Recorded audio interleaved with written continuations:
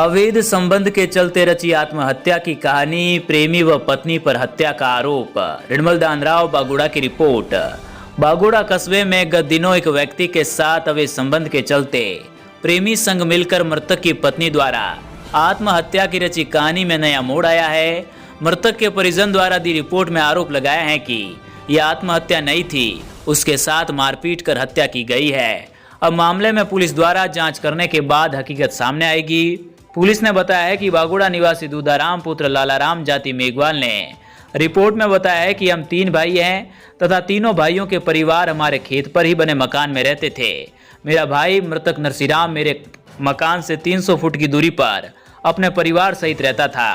25 मई 2025 को रात्रि के करीब 10 बजे से 12 बजे के बीच में नरसिंहराम की पत्नी माफी मेरे घर पर आई।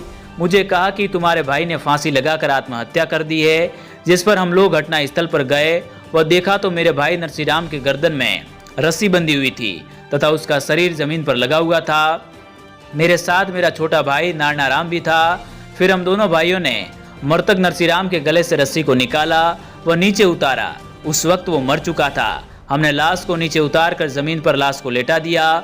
फिर हमने सुबह समाज के लोगों से उक्त बात कही तो समाज के लोग इकट्ठा हुए व घटना स्थल पर आए व लाश को देखा तो मृतक के सिर के पिछले हिस्से पर चोट के निशान थे व सिर से खून आया हुआ था तथा मृतक के दोनों हाथ के भी चोट आई हुई थी। पसलियों आदि पर चोट के निशान थे। मृतक के साथ हुई घटना के बारे में मृतक की पत्नी से पूछा तो उसने कहा कि मुझे कुछ नहीं पता, मैंने तो मृतक को फांसी पर लटका देखकर उसकी सूचना आप लोगों को देने आई। मृतक ने खुद फांसी लगाकर आत्महत्या की है, जिस पर समाज के व्यक्ति द्वारा हमें समझाया गया कि इसने खुद आत्महत्या की है, मुकदमा आदि दर्ज मत करवाओ।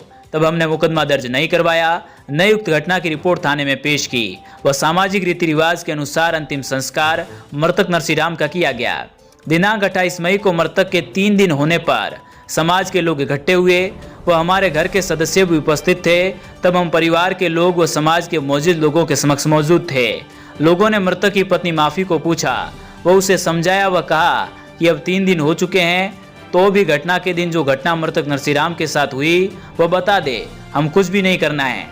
तब उसने बताया कि मेरे व सांवलाराम पुत्र जैसाराम मेघवाल निवासी पोषाणा के बीच में अवैध संबंध पिछले 5 वर्षों से थे तथा घटना के रात सांवलाराम मेरे घर पर ही था। जिसका पता नरसिंहराम को चला तो सांवलाराम ने मेरे पति नरसाराम के पीछे से सिर में लाठी की चोट से उसको बेहोश कर दिया।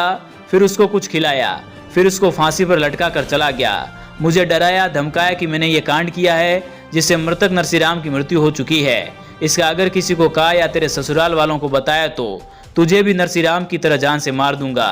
तब मैं डर के मारे झूठ बोला कि नरसिंहराम ने स्वयं फांसी खाई है, जबकि उक्त सारी घटना सांवलाराम ने मृतक के साथ मारपीट कर उसको कुछ खिलाकर रस्सी से उसको फांसी पर लटकाया है। अतः रिपोर्ट पेश कर निवेदन है मुलजिम माफी देवी व सांवलाराम के खिलाफ कानूनी कार्यवाही करावें।